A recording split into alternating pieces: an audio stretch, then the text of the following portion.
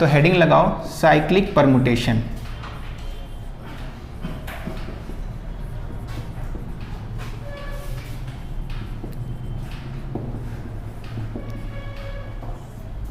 हाँ, कहीं पे कोई कन्फ्यूजन हो तुरंत बताना कि हाँ ये कन्फ्यूजन उत्पन्न हो रहा है, ठीक है, तो मैं उसको दूर करने का प्रयास करूंगा। इसमें लिखो let S be any finite set, finite set, then a permutation f,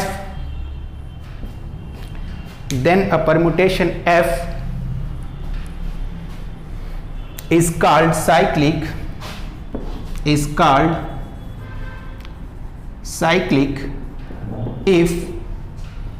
if there exists some element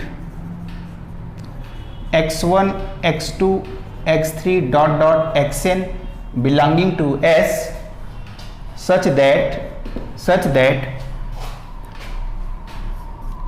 f of x1 equals to x2, f of x2 equals to x3, f of x4 equals to x4 dot dot f of xn minus 1 equals to xn and f of xn equals to कहाँ चला गया x1 पे, and remaining elements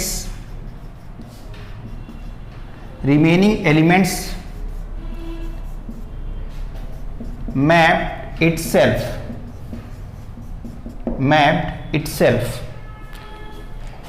ठीक है। किसी permutation को cyclic permutation कब बोलेंगे, ये उसी की डेफिनेशन देखो लिखी हुई है कि मान लो कि S हमारे पास एक फाइनाइट सेट है, तो एक परमुटेशन F ऐसा हमें मिलना चाहिए जो इस बिहेवियर को शो कर रहा हो, ठीक ना, कि मतलब उसमें कुछ एलिमेंट मिल जाएं S के, ऐसे मिल जाएं कि f ऑफ f1 x1 किस पे हो, x2 पे, x2 x3 पे, x3 x4 पे, फिर चलते चलते क्या हो xn कहाँ चला जाए, x1 पे चला जाए, ठीक है। तो हम क्या बोलेंगे, और जो बाकी कुछ बच रहे हैं, मान लो S में कुछ एलिमेंट और भी होंगे, तो वो क्या होंगे, वो इटसेल्फ पे मैप होंगे, ठीक है, जो बच रहे हैं वो खुद पे मैपिंग होंगे। तो ऐसे परमुटेशन को हम क्या बोलेंगे, साइक्लिक परमुटेशन बोलेंगे, है ना। एंड लिखो इट इज डिनोटेड एज किसको, साइक्लिक परमुटेशन को कैसे डिनोट करेंगे, x1 x2 x3 xn, ठीक है। मतलब अब f लिखने के बजाय हम क्या लिखेंगे, ये वाला छोटा ब्रैकेट लगा करके उसमें उन एलिमेंटों को लिख देंगे। अब इसका मतलब क्या है, दिस इज इक्वल्स टू, ये बताओ किसके इक्वल है, x1 x2 पे, x2 x3 पे, x3 x4 पे डॉट डॉट xn x1 पे, ठीक है। और मान लो ऐसे y1 y2 yn एलिमेंट कुछ और हैं, तो y1 y1 पे, y2 y2 पे डॉट डॉट ym ym पे मैप होगा, ठीक है। इस बात का ये मतलब है, समझ पा रहे हो तुम लोग, तो इसको नोट कर लो। ये है साइक्लिक परमुटेशन की डेफिनेशन। अगर लिखने को आए तो कायदे से ऐसे लिख के डिफाइन करके आओगे, ठीक है, बताओगे कि इसको ऐसे डिनोट करते हैं, इसका मतलब ये होता है।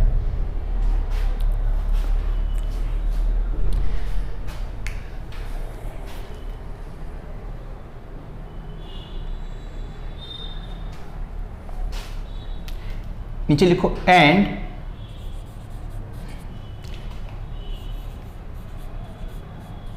length of this cycle is equals to n। मतलब अगर n एलिमेंटों के साथ ऐसी प्रॉपर्टी शो हो रही है तो हम बोलेंगे ये जो साइकिल है ना इसकी लेंथ कितनी है, n है। ये बात भी समझ गए? हाँ, जितने एलिमेंट उस साइकिल में रहेंगे। अब इस साइकिल में तो n एलिमेंट हैं, लेकिन क्या s के पास n ही एलिमेंट हैं? s के पास तो और भी एलिमेंट हैं। तो n एलिमेंट क्या है, एक साइकिल में है। ठीक है, डायग्राम से बताऊं क्या? n एलिमेंट क्या है बताओ, एक साइकिल में। कहने का मतलब ये देखो कि n एलिमेंट साइक्लिक हो जाए। साइक्लिक का मतलब क्या है? यही ना एक साइकिल होता है। मान लो यहाँ पे 1 है, यहाँ पे 2 है, 3 है, 4, 5, 6, 7। मान लो किसी सेट में 10 एलिमेंट थे, उसमें से 7 एलिमेंट क्या हैं, साइक्लिक हैं। तो वो यही प्रॉपर्टी शो करेंगे ना। 1 मैप हो रहा होगा 2 पे, 2 मैप हो रहा होगा 3 पे, 3 4 पे, 4 5 पे, 5 6 पे, 6 7 पे, और 7 कहाँ मैप हो जाएगा, 1 पे। तो ये क्या हो गए, साइक्लिक हो गए, इसलिए इनको साइक्लिक बोला जाता है। और हम इसको क्या बोलेंगे बताओ, f को, जो f था मेरा, क्या था वो f एक परमुटेशन था, उसको हम अब f न लिख करके कैसे लिखेंगे, इस तरह से। यानी कि वो बेसिकली f इस तरह से लिखा होगा, लिखा तो होगा f इस तरह से, लेकिन अब उसको कैसे लिख सकते हैं, इस तरह एकदम लिख सकते हैं नोटेशन, ठीक ना। और इसका मतलब क्या है कि ये सब साइक्लिक है, और जो s में एलिमेंट बच रहे होंगे, जैसे s का अगर ऑर्डर कितना है, मतलब ऑर्डर क्या है, कार्डिनलिटी। अगर s की कार्डिनलिटी मतलब कुछ ज़्यादा थी n से, तो जो एलिमेंट उसमें बच रहे थे वो क्या है, सेल्फ मैप्ड है, ठीक ना, वो है सेल्फ मैप्ड। ठीक बात है, साइक्लिक परमुटेशन समझ गए, ठीक है। अब नीचे हेडिंग लगाओ, ट्रांसपोजिशन। ट्रांसपोजिशन हेडिंग लगाओ, ट्रांसपोजिशन।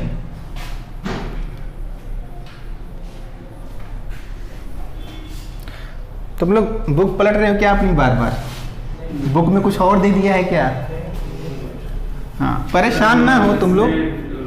नोटेशन में देख रहे थे सर, उसमें y है लिखी और उधर y लिख गया है। y1 मतलब ना ये आइडेंटिटी बना देगा। आइडेंटिटी उसको नहीं बोलेंगे, लेकिन वो सेल्फ्ड मैप है, जो बच रहा है वो सेल्फ्ड मैप है, ठीक ना। सर नोटेशन हम बता रहे सर, इधर x से लेकर x1 से लेकर xn तक है। हाँ, और सर उधर जो उसमें y1 भी इन्वॉल्व हो गया, तो सर इसका एक एग्जांपल।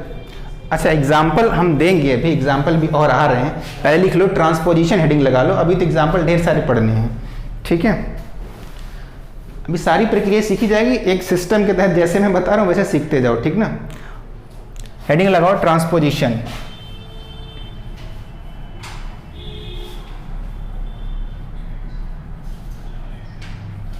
जो बता रहा हूँ वो तो समझ में आ रहा है ना, उसमें कोई दिक्कत नहीं है ना। बुक पे मत जाओ, एक बार जब सीख लोगे पूरी सारी बातें, फिर बुक पढ़ना तो समझ में आएगी, ठीक है।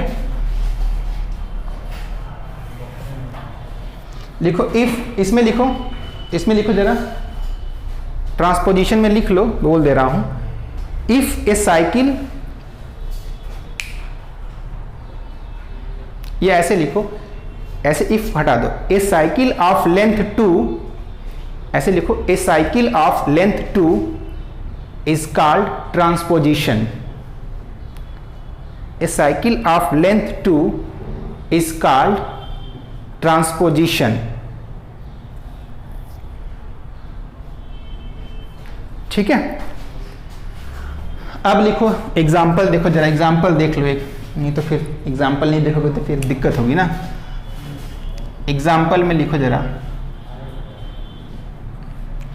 Late s is equals to, इसमें कुछ एलिमेंट 1 2 3 4 5 6 7, 7 एलिमेंट ले लेते हैं, ठीक है। लेट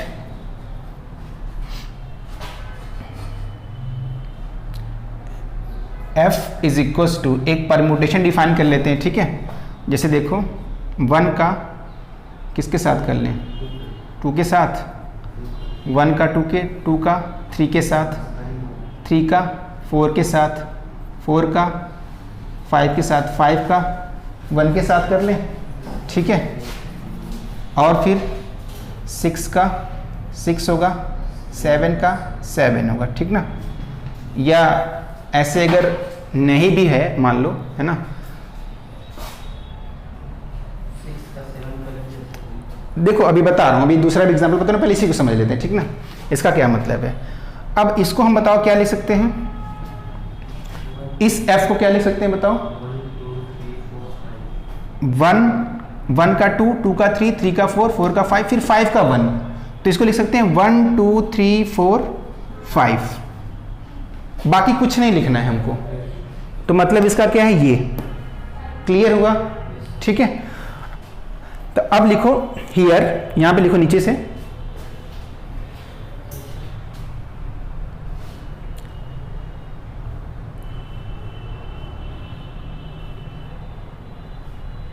नीचे लिखो here f is a cyclic permutation,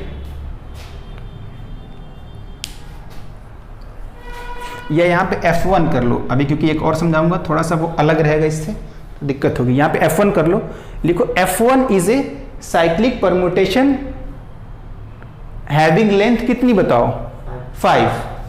f is a cyclic permutation having length of cycle, है ना, इसका परमुटेशन का लेंथ कुछ नहीं है, ठीक ना, लेंथ ऑफ साइकिल लिखना है, हैविंग लेंथ ऑफ साइकिल 5, ठीक बात है। अब जरा एक और समझो, जरा f2 समझते हैं, f2 थोड़ा सा बदल देते हैं, देखो 1 का 2, 2 का 3, 3 का 4, 4 का 1 हो गया, ठीक है। अब 5 का 6, 6 का 7, 7 का क्या लिखने 5, ठीक है। अब देखो जरा इसको समझो, इसको मैं बताओ कैसे रिप्रेजेंट करूंगा साइकिल के फॉर्म में। इसको मैं लिखूंगा, देखो 1 2 3 4, ठीक है, 4 लेंथ की एक साइकिल बनी, और आगे वाले टर्म भी साइक्लिक हैं, उनकी अपनी साइकिल है, ठीक है। तो क्या बनेगा 5 6 और 7, क्लियर बात है, कोई डाउट हो रहा है। देखो यहां पे सेल्फ मैप थे ना, तो नहीं लिखा, छोड़ दिया, f को बस ऐसे ही लिखा। ये तो सेल्फ मैप नहीं है, तो क्या करेंगे, सेल्फ मैप नहीं है तो फिर, अगर सेल्फ मैप नहीं है तो फिर साइक्लिक हैं, क्या है फिर साइक्लिक हैं, उनकी अपनी अलग साइकिल है, जिसकी लेंथ क्या है 3 है, और इसकी लेंथ क्या बताओ 4, ठीक है। तो लिख लो हियर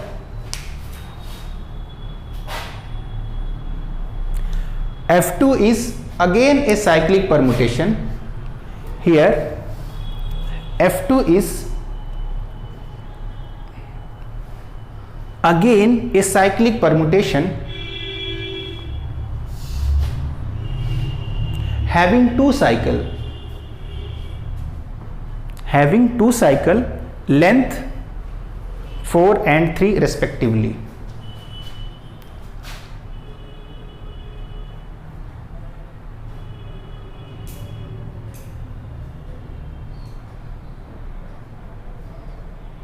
ठीक है बात, इसको हटाएं, एक क्वेश्चन करें, एक क्वेश्चन करते हैं जरा, या तो देखो let s is equals to 1 2 3 4 5, ठीक है, या 6 कर लो, and f is equals to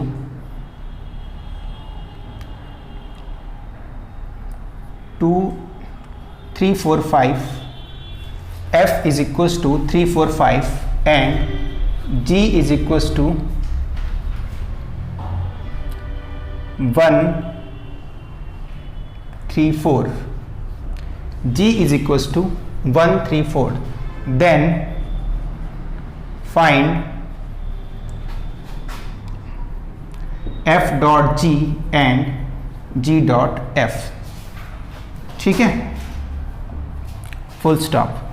दो चीजें फाइंड करनी है, f dot G and g dot f। Sir इसमें पहले वाले में जो कॉमा लगाया था वो कॉमा नहीं लगता है ना, कॉमा लग गया था क्या, तो कॉमा हटा देना वहां पे, ठीक है, हाँ कॉमा हटा देना भैया, हो जाता है थोड़ा मिसप्रिंट, है ना। देखो अगर कॉमा कहीं लगा हो तो उसको हटा देना, अब एफ, अब समझ पा रहे हो, अब साइकिल समझ में आ रही है। इसको कैसे करेंगे देखो, मतलब इसका सॉल्यूशन देखो। हियर एफ बताओ क्या है, 3 4 5 है। 3 4 5 का क्या मतलब है देखो, 1 मैप है 1 पे, 2 मैप है 2 पे, 3 मैप है 4 पे, 4 मैप है 5 पे, 5 मैप है 3 पे, और फिर 6 बचा है ना, 6 मैप है 6 पे। एफ का तो मतलब ये है। जी का क्या मतलब बताओ जरा। 1 मैप है 3 पे, 2 मैप है 2 पे, 3 मैप है 4 पे, वहाँ से देखो 4 मैप है 1 पे, 5 मैप है 5 पे, 6 मैप है 6 पे। जी का मतलब तो यही हुआ, ठीक है। हाँ ऐसे लिख लो जरा, जी जो बराबर था 1 3 4 के, मतलब ये 3 एलिमेंट साइक्लिक हैं, है ना, ये 3 एलिमेंट क्या है, साइक्लिक हैं। तो अब एफ डॉट जी निकाल पाओगे। जी से ना स्टार्ट करते हैं, यहाँ पे लिख लेते हैं 1 2 3 4 5 6, यहाँ पे लिख लिया, ठीक ना। 1 2 3 4 5 6, यहाँ पे ये नीचे लिख लेते हैं ऊपर। अब कहाँ से स्टार्ट करते हैं, बाएं साइड से, मतलब दाहिने साइड से एकदम, ठीक है। तो 1 का 3 कहाँ गया है, 4 पे, तो ये क्या आया, 4 आया, ठीक है। 2 गया है 2 पे, और 2 गया है 2 पे, तो 2 2 पे ही है, कोई दिक्कत नहीं, ठीक है। 3 है 4 पे, 4 कहाँ पे, 5 पे, तो 5 पे चला गया। 4 मैप है 1 पे, 1 मैप है 1 पे, तो 4 1 से मैप है, ठीक है। और 5 मैप है 5 पे, और 5 मैप है 3 पे, तो ये 3 पे चला गया। 6 मैप है 6 पे, और 6 मैप है 6 पे, तो 6 ही चला गया, ठीक ना। 2 मैप है 2 से, और 3 मैप है 5 से, 5 मैप है 3 पे। अब देखो जरा, इसको मैं इस तरह से लिख दूं क्या,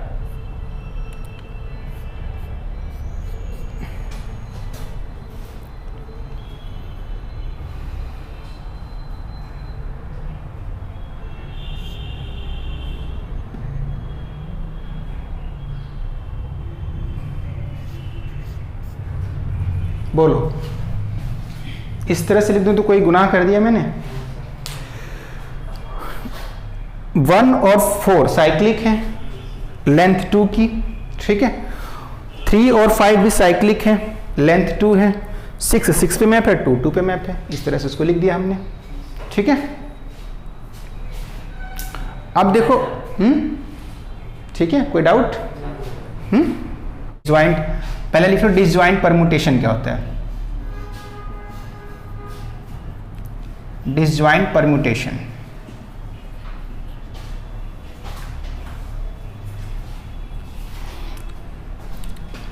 लिखो 2 permutation F and G are called disjoint,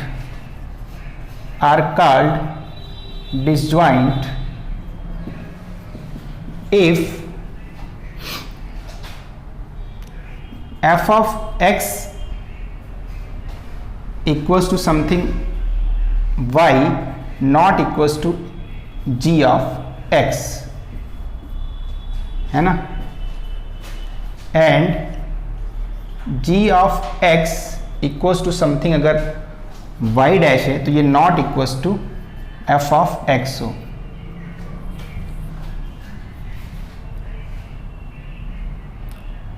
for any x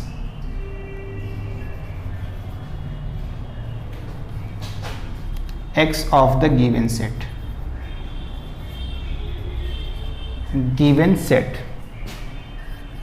ये क्या है बताओ, ये डिसज्वाइंट परमुटेशन की बात हुई, ठीक ना, कि अगर हम 2 परमुटेशन लें, जैसे देखो S के अंतर्गत कुछ एलिमेंट आएंगे ही आएंगे, मान लो इसके अंतर्गत 5 एलिमेंट थे, ठीक ना। तो जैसे फॉर एग्जांपल लिख लो, इसमें बता दूं, फॉर एग्जांपल मान लो S हमारे पास है 1 1 2 3, मान लो इसी केस में देखते हैं, ठीक ना। अब दो परम्यूटेशन देखो लिखते हैं, एक F1 है 1 का 2 से, 2 का, ये ऐसे लिखो 1 का 1 से, 2 का 2 से, 3 का 3 से। एक तो ये परम्यूटेशन है, और एक F2 डिफाइन करते हैं 1 2 3, तो 1 का 2 से कर दिया, 2 का 3 से कर दिया, 3 का 1 से कर दिया, ठीक है। अब देखो F1 और F2 कैसे हैं, एकदम से डिसजॉइंट परम्यूटेशन है। क्यों डिसजॉइंट है, देखो यहाँ पे 1 की इमेज क्या है, 1 है, यहाँ पे 1 की इमेज क्या है, 2 है, कोई दिक्कत नहीं, दोनों डिफरेंट हैं। 2 की इमेज 2 है, 2 की इमेज 3 है, 3 की इमेज 3 है, 3 की इमेज 1 है, एकदम अलग है, ठीक ना। ये प्रॉपर्टी होल्ड हो रही है, ये कंडीशंस, ठीक ना। अगर fx किसी y के बराबर है तो उसी पॉइंट के लिए gx का वो इमेज नहीं मिलना चाहिए, और उसी तरह से अगर gx किसी पॉइंट पे किसी एलिमेंट के बराबर मैप है तो उसी पॉइंट के लिए f भी उस पॉइंट पे मैप नहीं होना चाहिए, मतलब किसी भी एलिमेंट के लिए, for any x of the given set, ठीक है। क्लियर है, तो नीचे लिख लो, here f1 and f2 are disjoint permutation, f1 and f2 are disjoint permutation. अब हेडिंग लगाओ डिसजॉइंट साइकिल। डिसजॉइंट साइकिल क्या होती है, ठीक है। हेडिंग लगाओ डिसजॉइंट साइकिल, इसको लिखूंगा नहीं, मैं ऐसे ही बोल दे रहा हूं क्या है।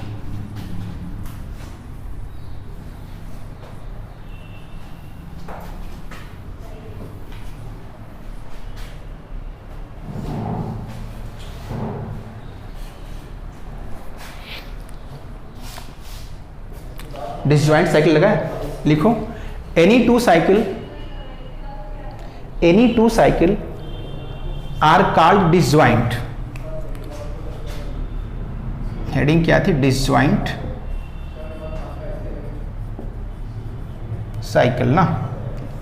एनी टू साइकिल क्या लिखा, any two cycle are called disjoint if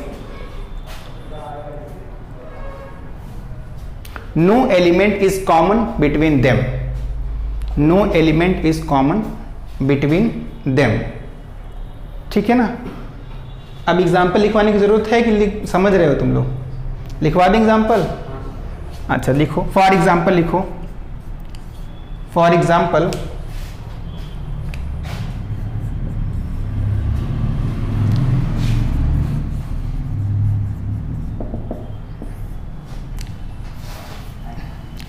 देखो हमारे पास let s is equals to,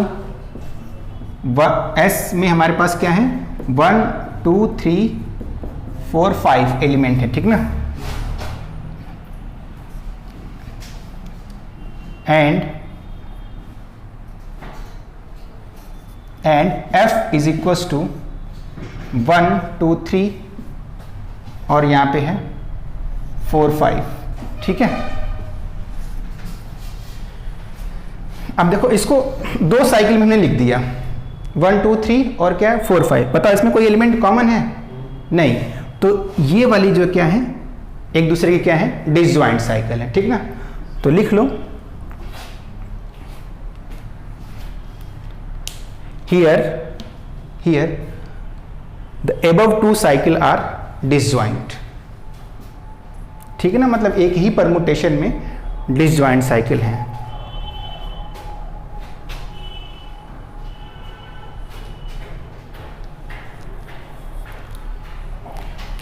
अब आगे बात की जाए, जो प्रॉपर्टी में बता रहा था उसकी बात की जाए। अब तो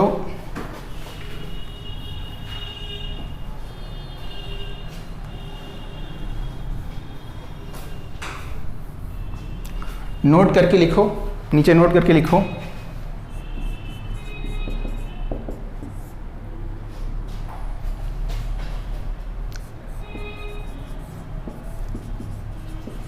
any permutation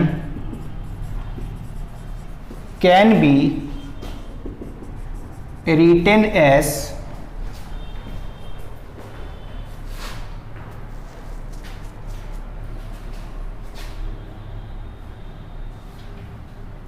product of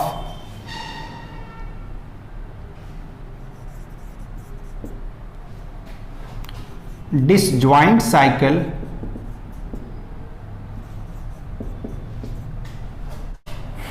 late f is equals to क्या मान लें हम 1 का 2, 2 का 3 और फिर 3 कहाँ चला जाए, मान लो 1 पे चला जाए और 4 कहाँ चला जाए, यहाँ पे एक एलिमेंट 5 कर लो, 4 चला जाए 5 पे और 5 चला जाए 4 पे। ठीक है, इस तरह से कर लो तब समझ में आएगा, नहीं तो बेहतर समझ में नहीं आएगा कि क्या हो रहा है। ठीक है, अब देखो ये ज़रा कैसे लिख सकते हैं हम इसको, हाँ प्रोडक्ट ऑफ 2 साइकिल देखो बन जाएगा 1 2 3 की एक साइकिल बन जाएगी,